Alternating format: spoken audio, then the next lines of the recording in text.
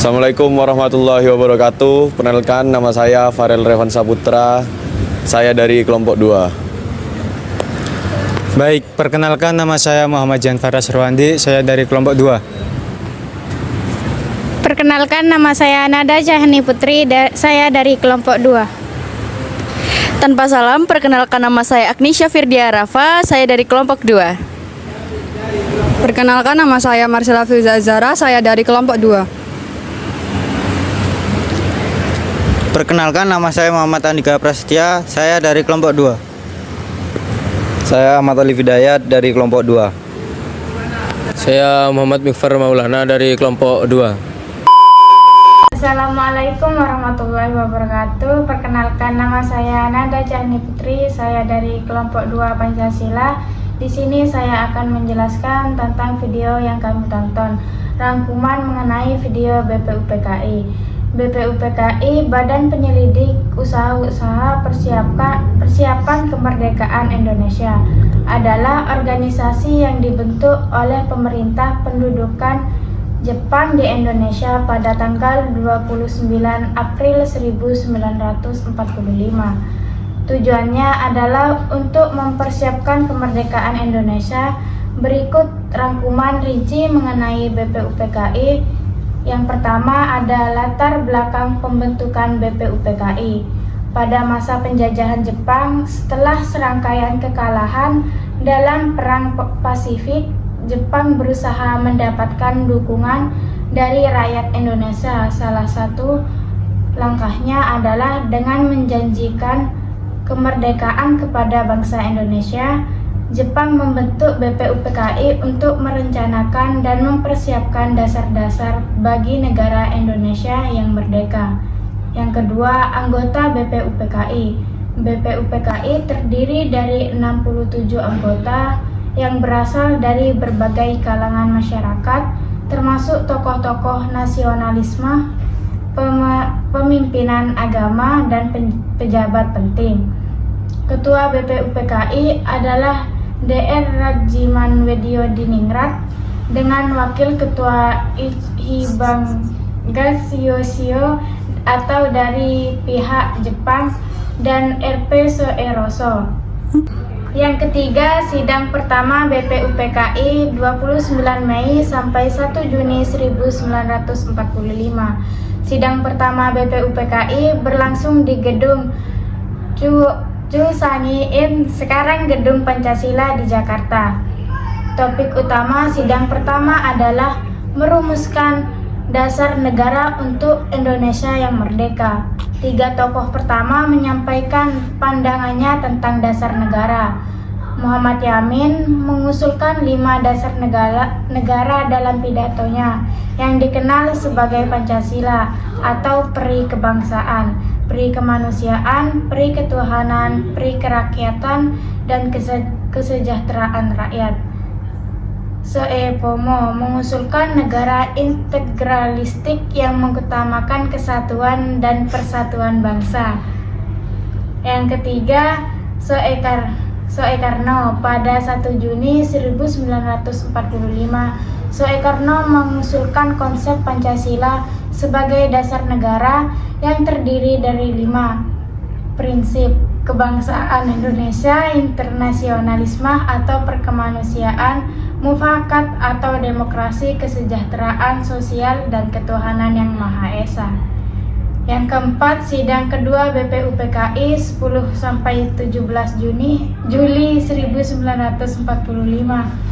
Pada sidang kedua, BPUPKI fokus pada pembahasan rancangan Undang-Undang Dasar atau UUD. Panitia 9 yang dipimpin oleh Soekarno menyusun Piagam Jakarta yang menjadi dasar penyusun pembukaan Undang-Undang 1945. Setelah beberapa revisi, BPUPKI berhasil merumuskan rancangan undang-undang yang kemudian dikenal sebagai Undang-Undang 1945. Yang kelima, pembubaran BPUPKI dan pembentukan PPKI. Setelah tugas BPUPKI selesai, badan ini dibubarkan oleh Jepang pada tanggal 7 Agustus 1945. Sebagai Gantinya dibentuk PPKI atau Panitia Persiapan Kemerdekaan Indonesia yang bertugas melanjutkan persiapan kemerdekaan Indonesia hingga akhirnya memproklamasikan kemerdekaan pada 17 Agustus 1945. Yang terakhir, pengaruh BPUPKI dalam sejarah kemerdekaan Indonesia. BPUPKI memainkan peran penting dalam merumuskan dasar negara dan konstitusi Indonesia. Konsep Pancasila yang diusulkan Soekarno pada sidang BPUPKI menjadi dasar negara Indonesia hingga sekarang. BPUPKI merupakan titik awal yang krusial dalam sejarah pembentukan negara Indonesia, di mana para pemimpin bangga mulai memformulasikan visi tentang negara merdeka dengan dasar yang kuat dan konstitusi yang jelas. Cukup sekian dari saya. Wassalamualaikum warahmatullahi wabarakatuh.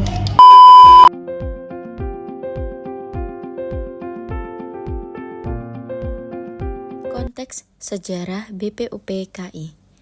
BPUPKI, Badan Penyelidik Usaha-Usaha Persiapan Kemerdekaan Indonesia, adalah organisasi yang dibentuk oleh Pemerintahan Pendudukan Jepang di Indonesia pada tanggal 29 April 1945.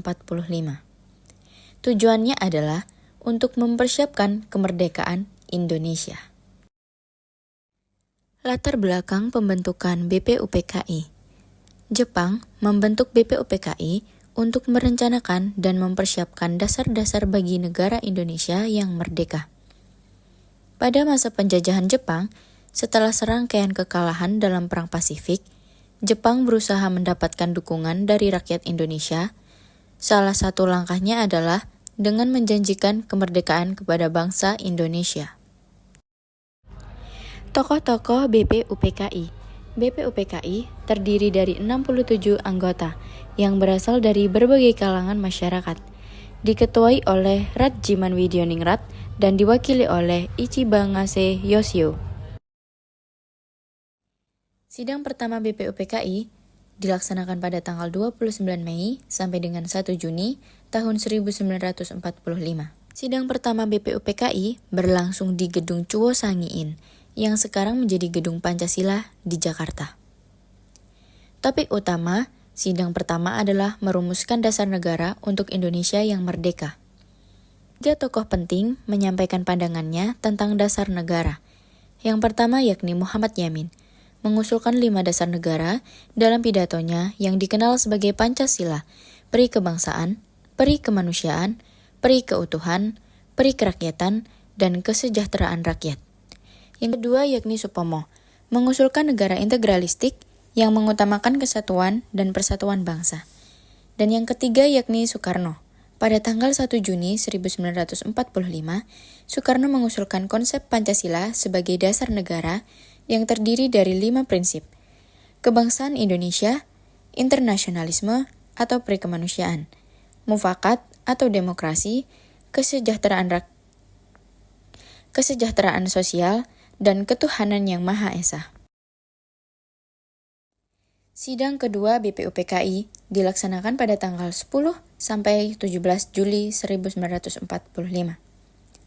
Pada sidang kedua, BPUPKI fokus pada pembahasan rancangan Undang-Undang Dasar. Panitia 9 yang dipimpin oleh Soekarno menyusun Piagam Jakarta yang menjadi dasar penyusunan pembukaan Undang-Undang Dasar 1945. Kemudian, setelah beberapa revisi, BPUPKI berhasil merumuskan rancangan Undang-Undang Dasar yang kemudian dikenal sebagai Undang-Undang Dasar 1945. Nilai-nilai sosial BPUPKI. 1. Kemanusiaan. Menegaskan pentingnya hak asasi dan martabat setiap individu. 2. Persatuan. Mengedepankan kesatuan di tengah keberagaman suku dan budaya di Indonesia. 3. Keadilan sosial. Memastikan pemerataan kesejahteraan bagi seluruh rakyat. 4. Demokrasi. Menekankan partisipasi aktif masyarakat dalam proses pemerintahan. Dan yang kelima, toleransi. Menghargai perbedaan agama dan budaya untuk menciptakan harmoni. Selanjutnya, pengaruh BPUPKI dalam sejarah kemerdekaan Indonesia. BPUPKI memiliki pengaruh besar dalam sejarah kemerdekaan Indonesia dengan merumuskan dasar-dasar negara dan menyusun Undang-Undang 1945. Melalui sidang-sidangnya, BPUPKI mengkaji berbagai aspek ideologi, sosial, dan politik yang penting untuk bangsa yang merdeka. Implementasi dan tantangan BPUPKI. Implementasinya meliputi penyusunan dasar negara seperti Pancasila dan Undang-Undang Dasar 1945. Tantangannya termasuk perbedaan pandangan antara anggota, tekanan dari Jepang, serta ketidakpastian politik saat itu, yang mempengaruhi konsensus dan keputusan yang diambil. Pembubaran BPUPKI dan pembentukan PPKI. Setelah tugas BPUPKI selesai, badan ini dibubarkan oleh Jepang pada tanggal 7 Agustus tahun 1945.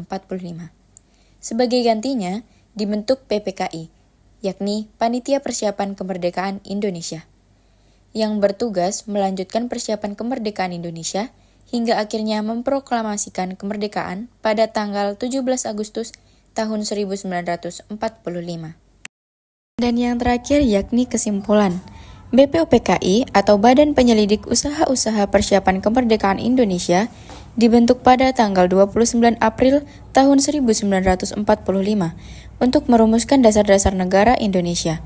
Tugas utama BPUPKI adalah mengkaji dan menyusun rencana kemerdekaan serta membahas rancangan Undang-Undang Dasar. Pertemuan pertama menghasilkan Piagam Jakarta yang menjadi cikal bakal konstitusi Indonesia. BPUPKI memainkan peran krusial dalam pembentukan identitas dan legitimasi negara yang akan merdeka. Sekian, terima kasih. 1. Konteks sejarah. Perumusan Pancasila terjadi dalam konteks Indonesia yang baru merdeka dari penjajah. Situasi sosial, politik yang penuh dengan ketegangan dan perbedaan pandangan antara berbagai kelompok, baik ideologis maupun etnis, mendorong pentingnya sebuah dasar negara yang mampu menyatukan. 2. Perbedaan ideologi.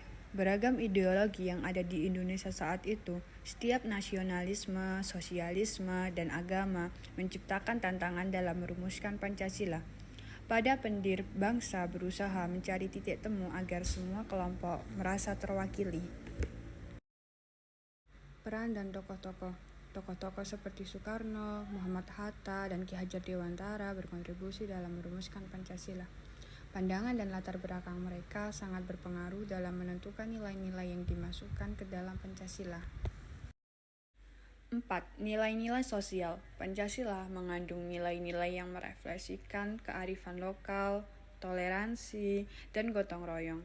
Ini merupakan upaya untuk membangun masyarakat yang harmonis, mengingat keragaman budaya dan agama yang ada.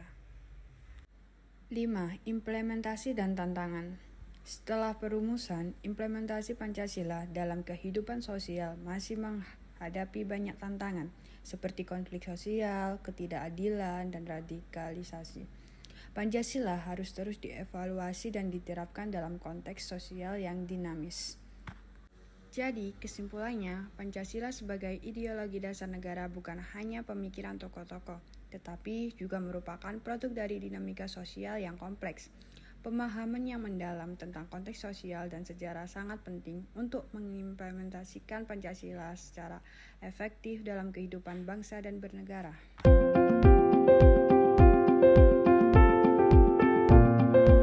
Perkenalkan, nama saya Muhammad Mikfar Maulana dari kelompok 2. Tanpa salam, perkenalkan nama saya Muhammad Andika Prasetya, saya dari kelompok 2. Tanpa salam, perkenalkan nama saya Farel Revan Saputra dari kelompok 2. Assalamualaikum warahmatullahi wabarakatuh. Waalaikumsalam warahmatullahi wabarakatuh. Mas, sebelumnya saya izin bertanya, boleh? Mungkin perkenalan dulu. Perkenalan dulu ya. Mungkin nama saya Angga Wahyu Prasetyo, saya dari Prodi Sosiologi. Mas, apa yang Mas ketahui tentang BPUPKI, Mas? Oh, kalau BPUPKI itu sendiri yang saya tahu itu sebuah organisasi atau kelompok yang berfungsi untuk menyiapkan segala sesuatu yang berhubungan dengan persiapan menuju Indonesia merdeka, Mas. Makasih Mas ya. Siap, Mas. Kapan BPUPKI itu dibentuk? Mohon dijawab sepengetahuan Masnya saja. Untuk sepengetahuan saya, kalau nggak salah BPUPKI itu dibentuk tanggal 1 Maret 1945. Tapi menurut Google itu ada tanggal 29 Juni kalau nggak salah. Ya masih kurang jelas juga kalau pembentukannya itu kapan. Sepengetahuan saya seperti itu. Terima kasih, Mas. Assalamualaikum warahmatullahi wabarakatuh. Saya Ahmad Ali Hidayat dari kelompok 2 Pancasila akan melakukan pertanyaan kepada warga asli Telang. Di sini saya akan memberikan 3 pertanyaan. Pertanyaan yang pertama adalah kapan BPUPKI itu dibentuk, Mas? Itu pada tanggal 1 Maret 1945. 1 Maret 1945. Oh iya, baik. Ya, untuk pertanyaan kedua, Mas, apakah Mas tahu siapa yang memimpin BPUPKI? Ya jelas tahu. Ada 2 itu. Pertama Dr. Andes Kiai Haji Wahid Hasim dan yang kedua Dr. Andes Supomo. Oh iya, baik. Ya, untuk pertanyaan yang terakhir, Mas, kalau boleh tahu berapa kali BPUPKI melakukan sidang dan pada bulan apa saja? Ada 2. Pertama pada bulan Mei 1945 dan yang terakhir dan yang kedua itu pada bulan Juli 1945. Oh iya. Ya, mungkin itu saja, Mas, yang saya tanyakan. Terima kasih atas waktunya. Kurang lebihnya mohon maaf. Wassalamualaikum warahmatullahi wabarakatuh. Pagi Mas. Pagi luar biasa. Nah, di sini kan mumpung Masnya lagi free juga kan ya. Di sini saya ingin survei Mas mengenai sejarah Pancasila. Jadi di sini saya mau mempertanyakan beberapa pertanyaan. Yang pertama adalah apa sih yang dimaksud dengan Pancasila itu? Jadi sepengetahuan saya, Pancasila adalah dasar negara dan pandangan hidup bangsa Indonesia yang terdiri atas 5 sila. Dan Pancasila juga menjadi ideologi bagi kehidupan bermasyarakat di dalam berbangsa dan bernegara di Indonesia sendiri. Jadi gitu ya Mas. Lanjut untuk pertanyaan yang kedua adalah siapa sih Mas yang pertama kali mengusulkan konsep Pancasila sebagai dasar negara? Baik, jadi sepengetahuan saya untuk pengusulan sendiri itu terdiri dari 3 orang tokoh terkenal, yaitu yang pertama Profesor Dr. Muhammad Yamin, kedua Mr. Supomo, dan yang ketiga Insinyur Soekarno. Dan yang dipilih itu adalah dasar negara yang dicetuskan oleh Insinyur Soekarno yang awalnya itu bernama dengan yang bernama Piagam Jakarta dan sekarang diubah menjadi Pancasila. Oh, berarti yang mengusulkan tokoh utamanya itu Insinyur Soekarno ya Mas? Iya Mas. Untuk yang Pancasila tersebut. Baik, untuk yang pertanyaan terakhir nih Mas. Kapan sih Pancasila ditetapkan sebagai dasar negara Indonesia? Baik, Pancasila sendiri ditetapkan itu pada tanggal 18 Agustus 1945 setelah kita memproklamasikan kemerdekaan kita. Oh, berarti untuk ditetapkannya Pancasila itu setelah proklamasi Indonesia pada tanggal 17 Agustus itu Mas? Ya, jadi Pancasila itu disahkan oleh PPKI, yaitu panitia penyelidik persiapan kemerdekaan Indonesia. Gitu ya Mas. Baik, makasih ya Mas. Baik.